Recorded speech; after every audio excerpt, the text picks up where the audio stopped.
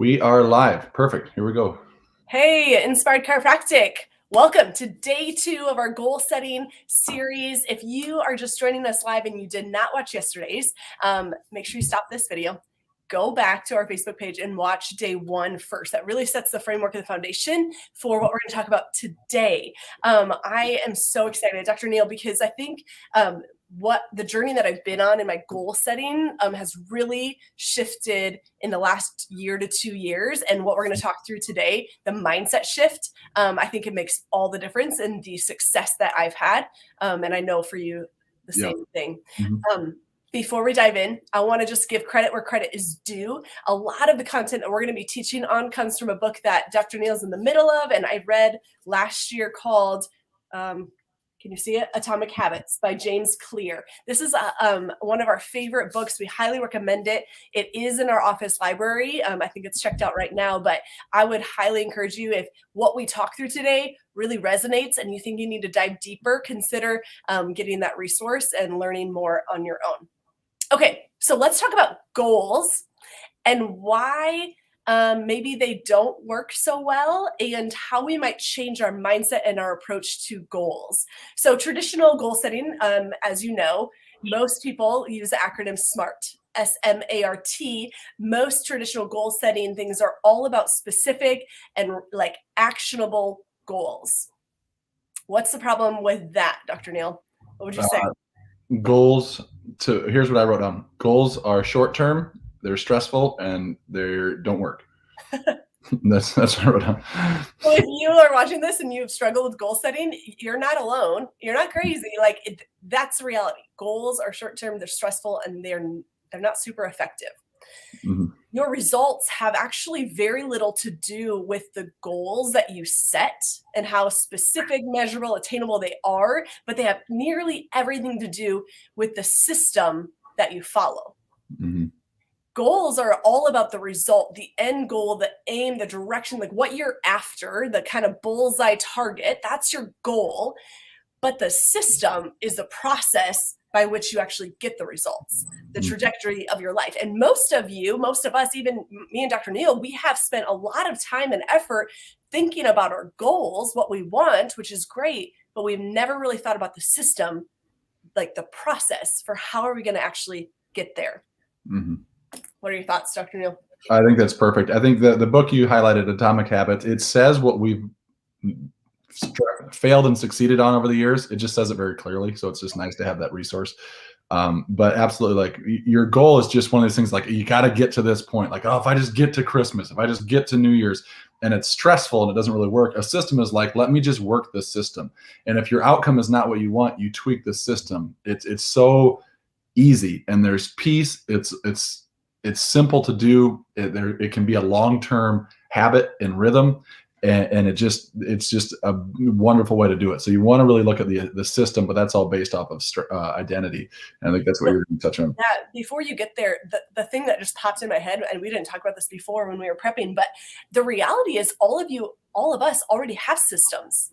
If there's something in our life that we don't love, for example, let's talk about our fitness level. Let's say that we just are not exercising as much as we want. We feel like sluggish. Our weight isn't where we want it to be. We just don't feel like we have the energy to go up and down the stairs, whatever that is. That's the current result, the experience that we are having in our world.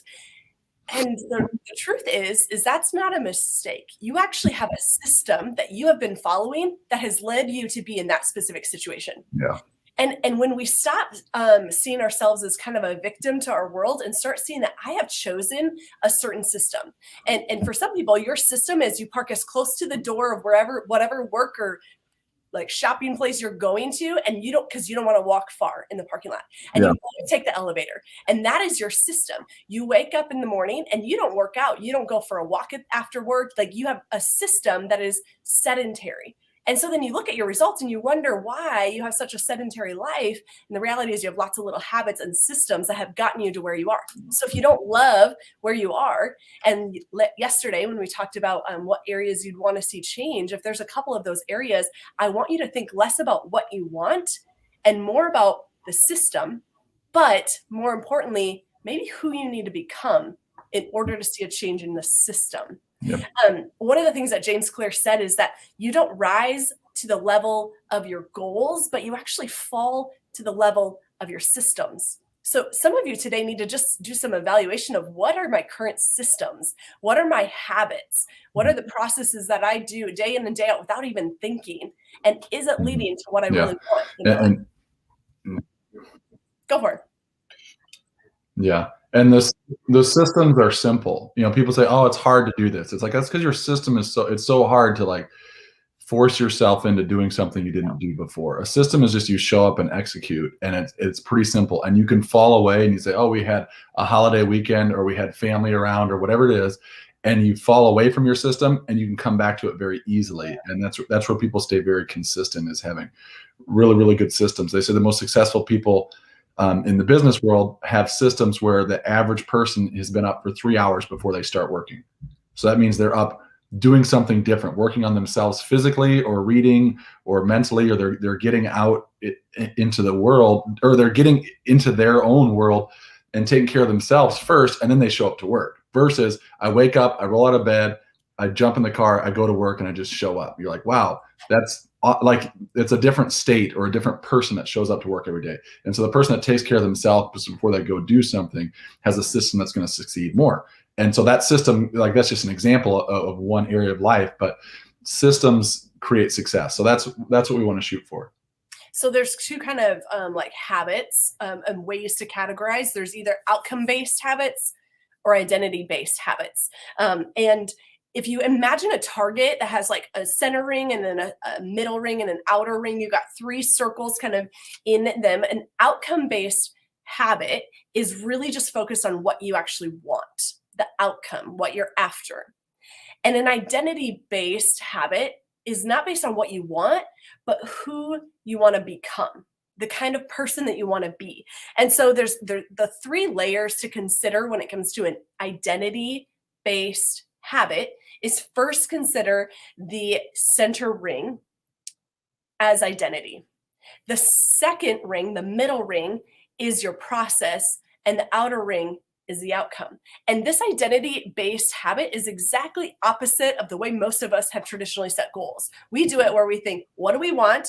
Mm-hmm. And then from there, we think about like the process to get there and then who we need to become. And what we find is that if your habits and your the way that you normally move about the world is incongruent with what you think about yourself, you're going to always struggle and you're not going to be able to stick with it. So do you, Dr. Neil, could you kind of unpack or explain identity-based outcome process identity and how that flips? Yeah.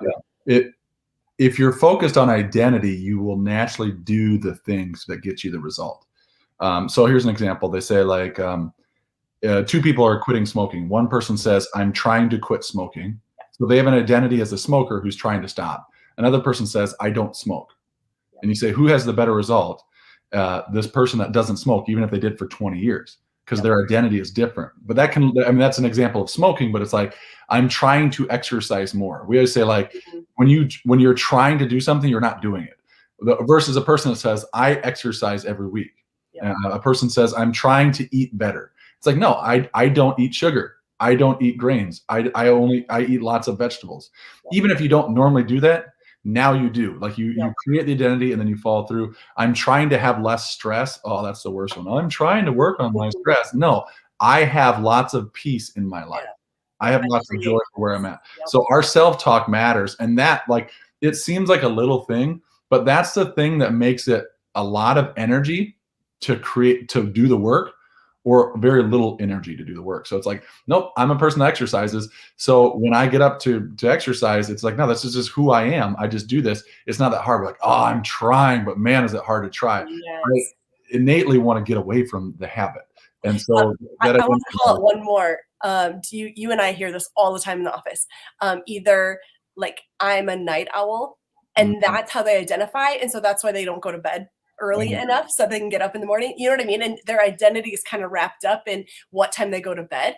And so they're struggling with their morning routine to get exercise in or do their wobble traction, whatever. And it's because they don't think they're a morning person because they've identified as a night owl. Yeah. And nobody's a morning person. It's just, and nobody has a getting up on time problem. They have a going to bed on time problem. Yes. And so it's always just like, no, I'm a person that goes to bed at a time where I can function well in the morning.